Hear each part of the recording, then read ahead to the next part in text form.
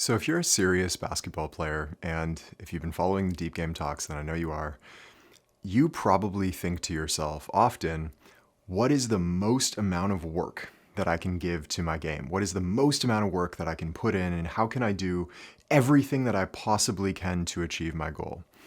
And what I'll tell you today is that that attitude and that approach has the potential to kill your game if it hasn't already. And it's actually the opposite approach that you really want to take. And so I'll illustrate this for you with a quick story about a good friend of mine who, in his freshman and sophomore year, was actually one of the best shooters in the country of Canada. He was an amazing, amazing shooter, had range out beyond probably around NBA three-point line, and was just a really dominant shooter. So after the summer of his sophomore season, he decided that he wanted to rebuild his shot and make it perfect, okay? Why he wanted to do this, I don't know, because he already had a really, really nice jump shot. But he just decided, I'm going to rebuild my shot from the ground up. He came back the following season, had changed all of these different things in his shot. He was shooting with far higher arc, had a different stance and different balance, and so on and so forth. And the end result of this is that he completely wrecked his jump shot. He wrecked it. By the halfway point of that season, he was basically a mid-range player. He wasn't even confident to shoot threes anymore because he just didn't have his stroke. And by the end of his career, he was still a mid-range shooter. He never got it back. And it was one of the strangest things that I've seen. Like a player, he didn't intentionally wreck it, but the intention that he had wrecked it. Okay. He wrecked his jump shot and lost the most deadly part of his game by trying to do too much. So we see this with a lot of really serious basketball players. It's like, how much can I fit into my training schedule? How much can I fit into my daily schedule to make myself the best player that I can possibly be? And what I'm going to suggest to you is that this attitude is sort of like, the average guest at a motivational speech, right? If you see the crowd at Tony Robbins, everybody's jumping up and down and going rah rah, and that's how there's a lot of motivational speeches on YouTube. There's a lot of motivational speakers who tell you hustle and grind and put in all of this effort. And yet it's completely the wrong approach. Approach your game as a serious, deep game practitioner. Approach your game not as the guest at a motivational speech, but as a scientist in the lab of life, okay? A scientist in the lab of life. And the scientist, the true scientist who applies the scientific method, experiments by testing one variable at a time. And usually it's a very small variable so as to not wreck the experiment, not wreck the entire system that they've built. And as a serious player, this is the approach to take. So I am going to introduce you to a practice that I've had for quite a while now, and I've kind of become obsessed with it actually, that I call micro habits. Micro habits, okay? Micro habits are, rather than these big sweeping changes and these huge habits that you want to wake up at 5 a.m. and go to the gym every single morning and train from now on, rather than trying to install these gigantic habits, what is the smallest amount of change that can elicit the greatest result? And this is the practice of micro habits. So a micro habit is contrary to these big sweeping habits that most of us try to install constantly in our lives. A micro habit takes no extra time. Okay, or if it does take a little bit extra time, it's usually less than a minute or two, so as to really not take any extra time at all. So it takes no extra time. It adds to your energy. Okay, so if you were to wake up at 5 a.m. and go train for 3 hours every single day as your new habit, that habit would be very taxing to your energy. There's a payoff to that you have to go into energetic debt in order to start that habit. Micro habits, on the other hand, have no energy tax, and actually they're enriching to your energy. So they build momentum for everything else that you do. And number three, they're actually enjoyable. They make what you're already doing more enjoyable. So in this way, it's like takes no extra time, more enjoyable, and adds energy. And when you hit that sweet spot with a micro habit, you really have gold. And if you were to add up, let's put it this way. So if you were to approach your life, your daily schedule, your training, and even your game as what is the smallest little micro habit that I can install that, number one, again, no extra time, more energy, and more enjoyable. What can I install that will amplify my results the most with the least amount of work, the least amount of extra work? What you'll find is that the results are exponential. It's like the result of adding, let's say, 3 new micro habits. It's not 1 + 1 + 1 = 3. It's more like 1 + 1 + 1 = 33 now, And so I will introduce you to a few micro habits. I'll give a few examples of micro habits that I've installed for myself. And so recently I began working with a teacher. A few years ago. Began working with a teacher who is Spanish, okay? And this teacher only speaks Spanish. And so not being fluent in Spanish, growing up in Canada, we studied French. I couldn't speak with them and we had to use a translator and so on. And so I decided, okay, I need to get fluent in Spanish. And my initial thought is that I'm going to add like most of us would. I just said, I'm going to add an hour of Spanish practice every single day. Every day at lunch, I'm going to have a tutor and do all this extra practice and study and so on and so forth. And I realized really quickly, like with how full my life is, very, very hard to do, okay? And it took a lot of extra energy. And since I was learning a brand new language, I was kind of going into that energetic debt constantly. And so what I said is, okay, I'm just going to start really, really simple, micro habit, okay? Every time I brush my teeth, so let's say I brush my teeth twice a day for about 4 minutes each time. That's 8 total minutes per day. I'm going to use an app called Duolingo, okay? That's it. Duolingo is a language learning app. And so that was 8 minutes of Duolingo practice every day as I brush my teeth. I'm going to brush my teeth anyway. It takes no extra time and it's fun. So I'm not just standing there brushing my teeth. I'm like playing and learning Spanish. So hits all the check marks, right? I found that after a relatively short period of time, I could understand a lot of what my teacher was saying and I could communicate back in simple Spanish. I wasn't like conversationally fluent, but we could get by. And that was a big result, okay? It really, really, really helped. Not only that, but later on, it made all of my tutoring sessions, when I then increased the volume of Spanish practice, it made all of the tutoring sessions that much easier. I didn't have to expend as much energy because I could understand and I could think in Spanish a little bit better. And so I literally just placed this tiny little micro habit that amplified my results over a very long period of time. Another one that is very simple is, and I'm going to share a number of micro habits that I suggest you use as well, but I'll give you one more quick example. And this one's even simpler, okay? So I used to have this routine at the end of every workday. I would take an Epsom salt bath and sometimes I would go in the sauna after that and I would take a cold shower at the end. And so between the bath and the sauna, I would have like 30 to 45 minutes of empty time. And I would fill this time by reading. Now, most people would consider reading to be pretty valuable practice. And yet I found that at the end of the workday, the last thing my mind wants to do is read a book and cram more information to process in there.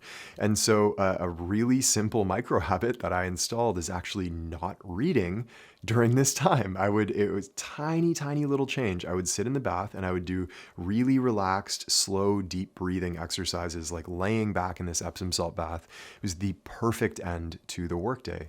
Tiny adjustment, huge, huge benefit. Okay. And I found that it really renewed me, amplified my energy. Of course, didn't take any extra time because I was doing that anyway.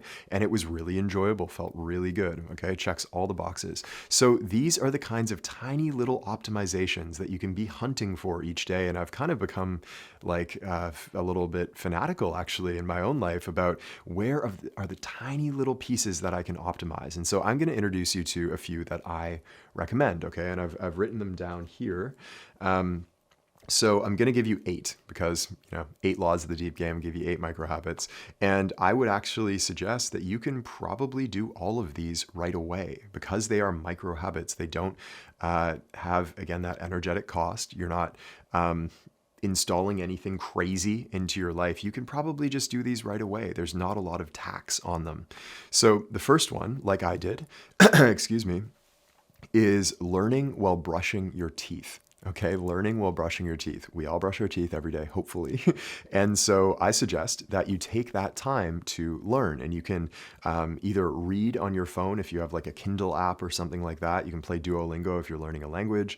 I use sometimes an app called Readwise, which pulls in all of the highlights that I've taken on my Kindle and just gives me this stream of highlights, which is amazing. It's like all of the best stuff that I've ever read. I'm just like pouring that into my mind every time I brush my teeth. It's awesome. So learning while brushing your teeth, you can listen to these talks as you brush your teeth. It's such a simple way to like amplify that tiny little bit of time with a lot of effectiveness. The second one is finding white space. Okay, this is so underrated. And so most people, actually not just basketball players, but most people in today's society have almost no white space. And white space is basically space where there's no inputs coming in. There's no stimulation from television, talks like this one, podcasts, music, conversations with other people. There's no like stuff flying at you. None of that. Okay. White space is simply silence. And white space is what I gave myself when I stopped reading in the bath, for example, right? That really, really simple habit where I just gave myself that 15, 20, 30 minutes of white space at the end of every workday. And finding white space throughout the day, a lot of people are like constantly listening to music, podcasts, so on and so forth. And it's too much for your mind to process. It's like you're crossing your wires, okay? Or let's use the analogy of like eating food. You don't eat food all day because your digestive system needs time to process it. And the same thing goes for information. Your mental digestive system needs time to process what you're taking in. And so if you're constantly bombarding it, you get this sort of mental indigestion, and your quality of mind goes way down, your focus goes way down, and it has all of these second and third order negative consequences if you're not finding white space. So find white space throughout your life. This could be just as you're like preparing a meal instead of listening to music, podcasts, so on and so forth. White space, nothing, okay? Have time where you just go for a walk and don't listen to anything, just in silence. And it's so, so valuable. And you'll find that it sounds like a little bit boring initially, right? But what you'll find is that your greatest ideas and your biggest epiphanies and your biggest realizations click together like puzzle pieces that have been scattered to the far corners of your mind, and they finally come together in silence, okay? They synthesize and they fuse together into your next big idea in silence. This is why big ideas come to people in the shower all the time, because they finally have white space, okay? So find white space throughout your life. Don't be constantly bombarding your mind with inputs. Number 3, we have, okay, so this is this is one that I so strongly recommend for every single basketball player, and it's mandatory. So if you ever take the Deep Game course, Deep Game program, one of the first habits that we make required in the program is that you don't use social media for the first and final hour of the day, okay? Most people roll out of bed, grab their phone, and start scrolling through Instagram. There's this old trick in learning, right? If you're trying to learn a language or learn something, The most valuable time to learn it is in the first and final hour of the day, because it's when you're, and specifically just as you're waking up and just as you're going off to sleep. The reason for this is because your mind is much more open. Obviously, when you kind of drift off into dream state as you go to sleep, it's like there's this sort of portal that opens up between your conscious, subconscious, and unconscious mind.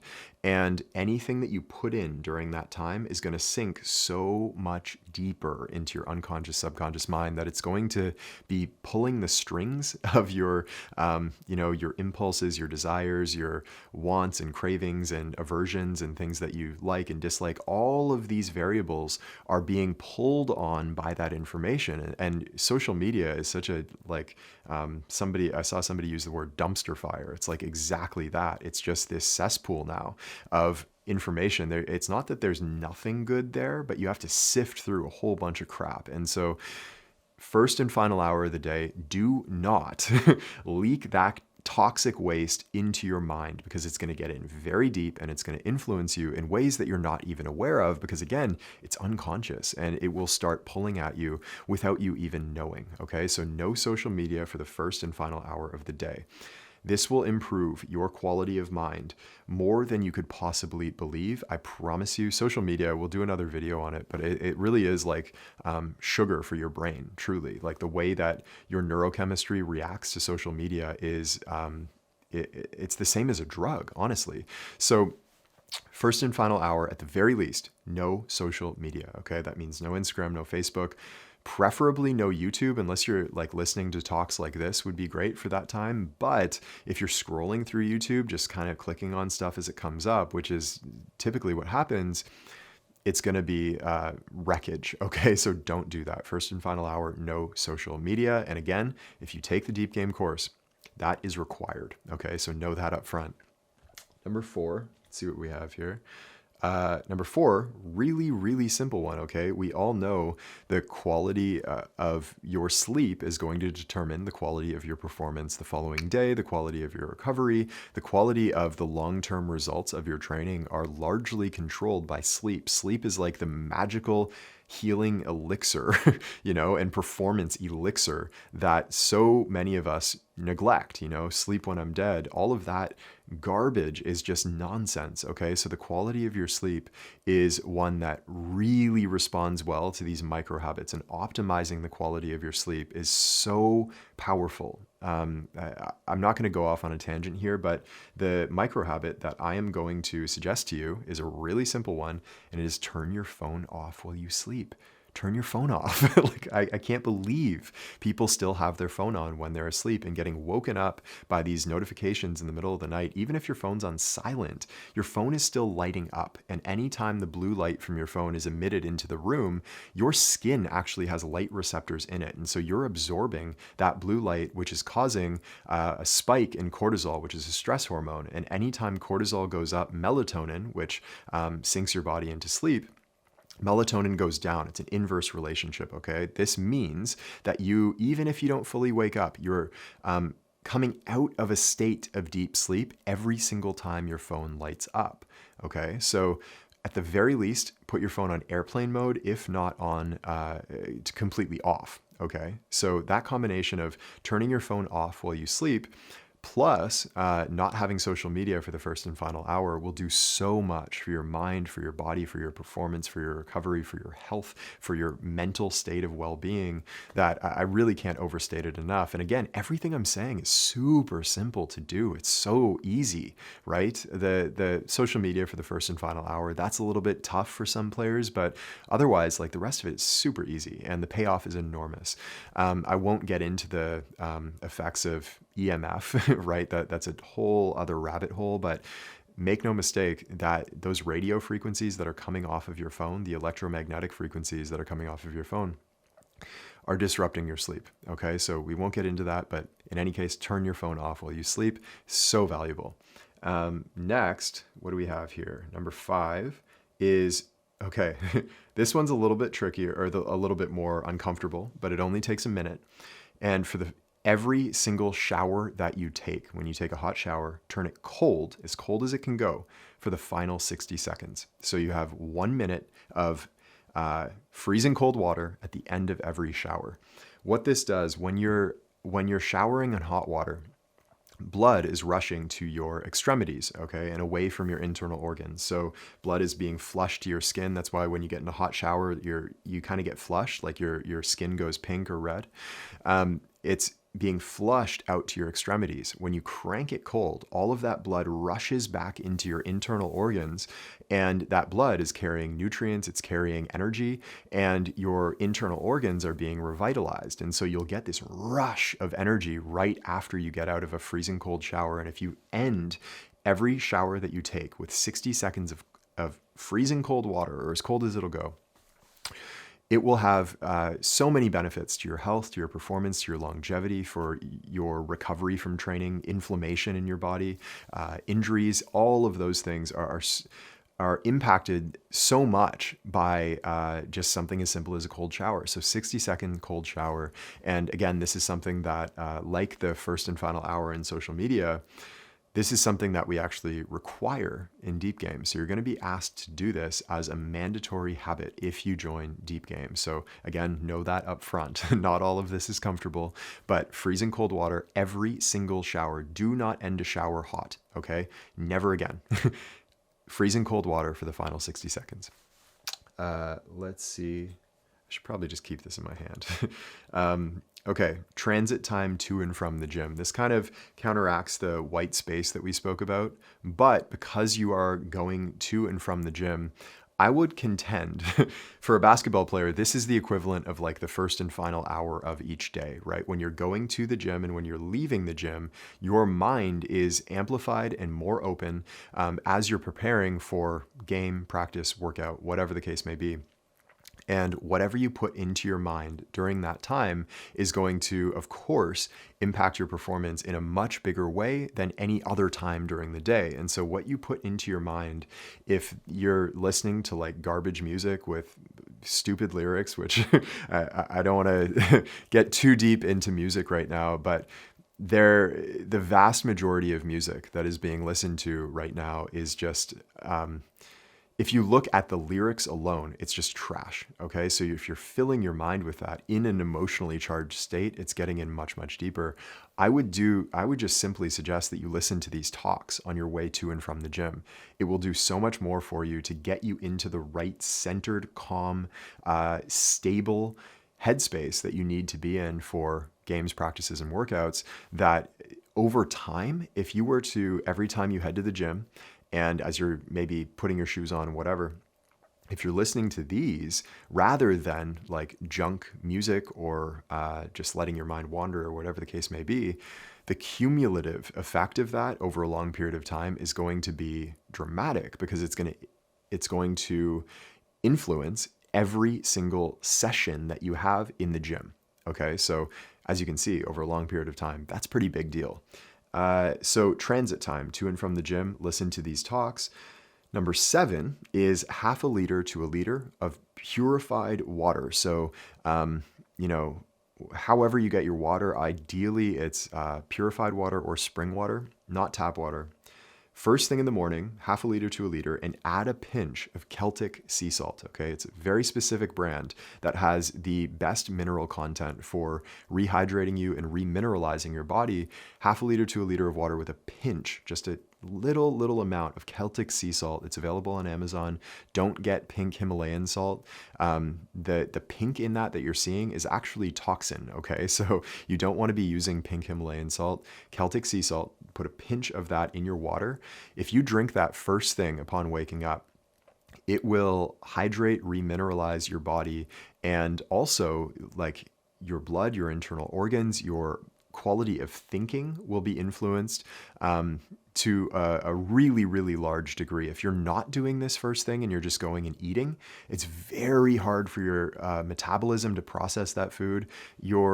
All of your metabolic processes suffer throughout the rest of the day if you don't rehydrate, because you've just been sleeping for probably about 8 hours and you've been dehydrated during that time. So half a liter to a liter of ideally room temperature water, because it's much easier to absorb. If it's a little bit cold, that's okay. Not ice water, okay? Don't put ice in there. room temperature water, easy to absorb, and that pinch of Celtic sea salt as well.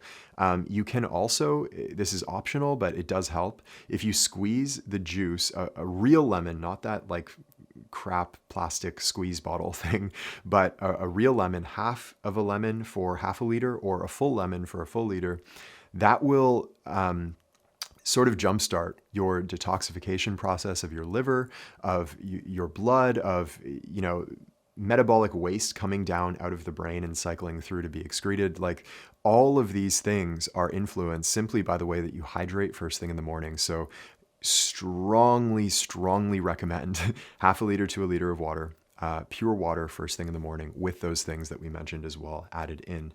And finally, we have another fairly simple one. A lot of players, we have a reading list in the Deep Game program, as many of you know. And many players will say, okay, I'm going to sit down and I'm going to read these books for 30, 45 minutes every single day. That's going to be my new habit. I'm going to sit down and just read. This is a much harder way of going about doing it, okay? And just like learning while brushing your teeth, you can read while brushing your teeth. Try to find spots to do your reading if you are reading, or that includes audiobooks. If you listen to podcasts, it's another time to do it, but reading is really better.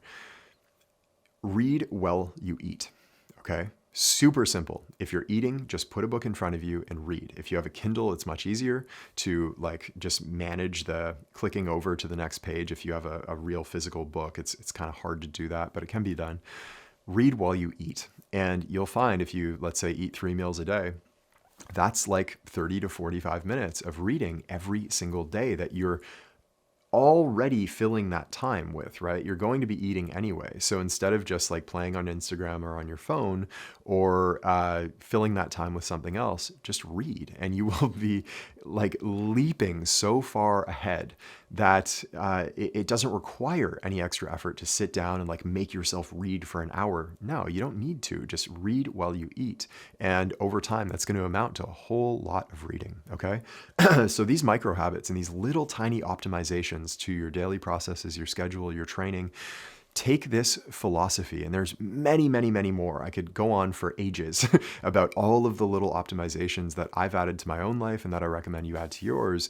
But if you take that attitude of the scientist testing the variables, testing one little variable at a time, what is the smallest thing you can change to get the greatest result in your training and in your life? Over time, the results are exponential. Again, we said 1 + 1 + 1 no longer equals 3, it equals 33. And that's the kind of result that you will get from these tiny little things. If that friend of mine had not tried to change his entire shot all at once, but maybe he had just focused on getting his elbow just a little bit more in or getting his balance point a little bit more stable, just one little variable, he would have come back the next season an even better shooter than he already was. And he was really good, okay? Instead, he wrecked his whole shot. And so don't add these big sweeping changes to your training program. Don't add these like huge, enormous, gigantic habits to your life. Micro habits. What is the smallest amount of work in the simplest way that will take the least amount of energy to gain the biggest result, and then do a whole bunch of those. And the results are just over a long period of time, the results are dramatic. Okay. I'll leave you with one final analogy. Okay. And that is of a pilot who goes up into the air. Let's say you're on a flight from New York to Japan, okay? Long flight.